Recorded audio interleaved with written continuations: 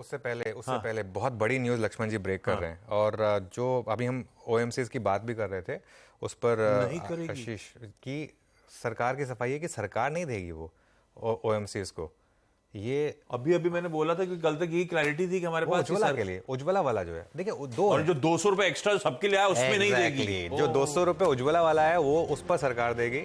लक्ष्मण जी जुड़ गए, उन्हीं से बात कर लेते हैं। लक्ष्मण जी, गुड मॉर्निंग। लक्ष्मण जी, सबसे पहले तो आपको बधाई, कल आपने सबसे बड़ी न्यूज़ नेटवर्क 18 पर अक्रॉस चैनल्स ब्रेक की, उसकी आपको बधाई। अब आप इसमें कुछ और फ्रेश इंफॉर्मेशन लेकर आ रहे हैं हमारे लिए। जी, बहुत बहुत धन्यवाद सर। इंफॉर्मेशन ये है कि अब तक कंफ्यूजन ये था कि ये जो सरकार ने 200 रुपये प्रति सिलेंडर की कटौती की है, ये कटौती क्या है? सरकार सब्सिडी देगी या फिर ऑयल मार्केटिंग कंपनियां अपने मार्जिन से उसमें से देंगी? तो अब ये बिल्कुल साफ हो गया है कि ये दोनों मिक्स है। मिक्स इस मायने में है कि कटौती जो की गई है एलपीजी सिलेंडर के मामले में, दो तरह की कटौती की गई है। एक उज्ज्वला ग्राहकों के लिए, जिनको पहले से 200 रुपये प्रति सिलेंडर सब्सिडी मिलती थी, अब 200 रुपये और मिलेगी, यानी 400 रुपये प्रति सिलेंडर की सब्सिडी मिलेगी। ये सब्सिडी होगी, इसकी भरपाई सरकार अपने खाते से करेगी, इसमें कोई दो राय नहीं है। लेकिन जो नॉन उज्ज्वला ग्राहक है, जो उज्ज्वला के ग्राहक नहीं है, वो अगर एलपीजी सिलेंडर लेते हैं तो उनको भी 200 रुपये सस्ता पड़ेगा एलपीजी सिलेंडर। लेकिन ये जो सस्ता पड़ेगा, ये सब्सिडी नहीं होगी। ये दरअसल ऑयल मार्केटिंग कंपनियां खुद कटौती करेंगी और वो अपने खाते से देंगी, उसमें सरकार की कोई भूमिका नहीं रहेगी। ये बिल्कुल साफ हो गया है। और कल देर रात में एक चिट्ठी लिखी गई है पेट्रोलियम मंत्रालय की तरफ से सभी ऑयल मार्केटिंग कंपनियों को। उसमें कहा गया है कि 30 अप्रैल 2020 में जो ऑर्डर जारी किया गया था, उसी के तहत ये जारी किया गया है। और उसमें साफ लिखा हुआ था कि जो कटौती की जाएगी, ऑयल मार्केटिंग कंपनियां खुद उसको बियर करेंगी। अरे बाप रे, ये तो एकदम तस्वीर बदलती हुई आज ओएमसी अड़ा पे रहेंगे भाई। तो उज्ज्वला के 200 रुपए जो एडिशनल सब्सिडी है वो सरकार बर्डन उठाएगी, लेकिन जो अक्रॉस द बोर्ड बाकी सारे नॉन उज्ज्वला ग्राहक हैं जो एलपीजी सिलेंडर खरीद रहे होंगे, उनको जो 200 रुपए सिलेंडर कम मिल रहा होगा, उसके लिए भाई कंपनियों को अपने खाते से एडजस्ट करना पड़ेगा। सरकार उसकी भरपाई नहीं करेगी। लक्ष्मण, कोई आइडिया, अंदाजन कितना हिट की हम तैयारी कर रहे हैं? कोई बॉल पार्क कैलकुलेशंस? ये कैलकुलेशन करने का आधार, आपको जो सबसे बेस्ट आधार है वो है कि इसमें आप ग्राहकों की संख्या को जोड़ लीजिए। तो ग्राहकों की संख्या को आप जोड़ेंगे तो उसमें साफ दिख रहा है कि जो ग्राहक है वो उज्ज्वला के ग्राहक कम है और जो बाकी ग्राहक है वो काफी ज्यादा है। कुल 31 करोड़, जी हाँ 31 करोड़ जो ग्राहक है, वो आपको जो है so total LPG, domestic LPG consumer है, उनकी संख्या 31 करोड़ से ज्यादा है। और उस 31 करोड़ से ज्यादा में उज्ज्वला के जो ग्राहक है वो आपको 9.6 करोड़ है। तो मोटा मोटी आप मान के चलिए कि यहाँ पे 22 करोड़ के आसपास डोमेस्टिक एलपीजी कंज्यूमर हैं। अब ये सवाल मैंने पूछा था कल के प्रेस कॉन्फ्रेंस में, तो मुझे ये कहा गया कि अब जो ग्राहक जितना इस्तेमाल करेगा उसी के आधार पर डिपेंड करेगा कि कितना खर्च आता है। तो जाहिर का भी वही कैलकुलेशन होगा, ऑयल मार्केटिंग कंपनियों के ऊपर भी कैलकुलेशन यही होगा कि आखिर एक साल में कितने ग्राहक जो है सो वो एलपीजी सिलेंडर भरवाते हैं, और फिर उसके हिसाब से उनको ये जो 200 रुपए का खर्च है वो उनके ऊपर आएगा।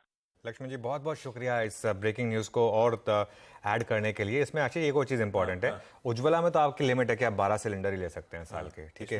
इसमें कोई लिमिट नहीं है, ठीक है? तो चलिए आप एक बार के लिए अज्यूम कर लीजिए कि आप महीने में एक ही सिलेंडर यूज़ करते हैं। वैसे लोग कई दो भी कर लेते हैं, ठीक है ना, कोई बड़ी फैमिली होती है तो उसके हिसाब से। लेकिन इसमें मामला सारा का सारा ये है कि डायरेक्शनली नेगेटिव, ये खुद 200 रुपये के हिसाब से इतना बड़ा इंपैक्ट नहीं है। लेकिन अब आप ऑयल मार्केटिंग कंपनी उसको नहीं खरीदेंगे क्योंकि आपको ये लगेगा कि अब ये रिस्क हमेशा रहेगा। अब क्या पता कल को पेट्रोल डीजल का आएगा, अब इलेक्शन से पहले हो सकता है पेट्रोल डीजल आएगा वो आना ही पड़ेगा, आना ही पड़ेगा। देखिए आप समझ लीजिए इस चीज को, क्योंकि ये हमेशा एक पॉपुलिज्म का रिस्क हमेशा एक रहता ही रहता है। ये आएगा ही आएगा मेरे ख्याल से, क्योंकि अगर एलपीजी पर किया है गवर्नमेंट ने, अब ये सिर्फ वन वो करके नहीं होगा, ये हॉग वॉश से नहीं होगा काम, ये अब ऑल आउट जाना पड़ेगा उनको।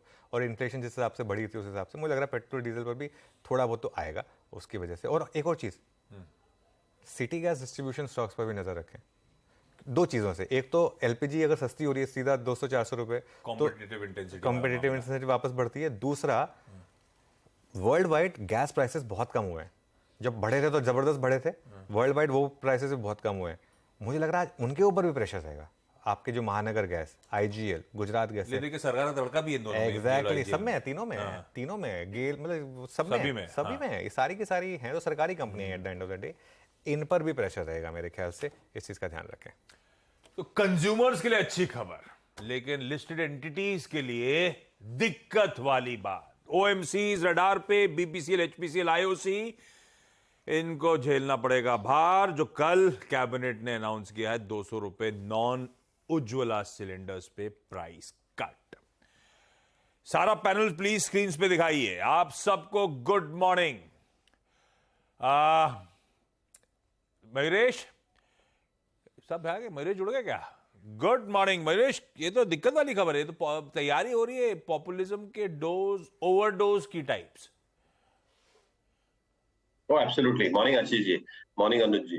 तो जैसे हमने कल दोपहर को भी शो में बात किया था, what ever happens, I think election year है, तो पॉपुलिज्म, जैसे अनुज जी भी बहुत सटीक तरीके से कह रहे थे, जो कट्स आए हैं ऑब्वियसली आई थिंक एक बहुत बड़ा फाइनेंशियल इंपैक्ट नहीं रहेगा, even if they take a one time. शायद एनुअलाइज प्रॉफिट में से थोड़ा सा हिस्सा निकल जाएगा towards this subsidy part. But I think जो एक डायरेक्शनल एक जो इन्वेस्टर्स चाहते हैं कि जो इंडिपेंडेंट डिसीजन मेकिंग हो, मार्केट प्राइसिंग के हिसाब से आई थिंक मूव करें, I think that's always been the risk with OMCs. तो आई थिंक जो गवर्नमेंट इंटरवेंशन का रिस्क है ये हमेशा से था और हमेशा बना रहेगा। तो कहीं ना कहीं I think even if there good dividend plays, valuations बहुत अट्रैक्टिव है, आई थिंक ये चीज एक बहुत बड़ी ओवरहैंग में रहती है। तो मुझे लगता है आई थिंक ऑब्वियसली नेगेटिव रहेगी स्टॉक्स के लिए। We prefer to stay away from OMC stocks. अगर दूर मानस, तीनों में से अगर किसी एक को अब खुलेगा गैप डाउन, कितना दबाव आएगा उसके बाद तो रिविजिट करूंगा। एज ऑन डेट तीनों में सबसे वीकेस्ट विकेट कौन सा है ओएमसीज में? ओके तो देखिए, अगर हम तीनों स्टॉक देखें तो बीपीसीएल 200 डे मूविंग एवरेज के ऊपर ट्रेड कर रहा है। एचपीसीएल की बात करिए तो स्टॉक ने अभी कुछ दिन पहले 200 डे मूविंग एवरेज के आसपास बेस बनाने की कोशिश की थी। अब देखिए पॉइंट ये है कि क्योंकि एचपीसीएल 20 डे मूविंग एवरेज के ऊपर टिक नहीं पा रहा है, वहां पर रेजिस्टेंस फेस कर रहा है, तो आई थिंक यहाँ पर ज्यादा रिस्क है। क्योंकि अगर 20 डे मूविंग एवरेज जो 200 डे मूविंग एवरेज जो कि 257 है उसके नीचे फिसला, तब तो अच्छी खासी गिरावट देखने को मिलेगी और उसके उसमें शायद आपको 240 तक के भाव भी देखने को मिल सकते हैं। तो आई थिंक यहाँ पर सबसे ज्यादा रिस्क है। चांसेस ज्यादा यहाँ पर है कि 200 डे मूविंग एवरेज ब्रेक होगा तो टेक्निकली वीक हो जाएगा, उसके बाद आपको सेलिंग प्रेशर देखने को मिल सकता है। तो ध्यान रखिए, अगर आपके पास लॉन्ग पोजीशन है तो 257 का स्टॉप लॉस जरूर लगाइए, उसके नीचे जाए तो अपनी लॉन्ग पोजीशन से आपको निकलना पड़ेगा।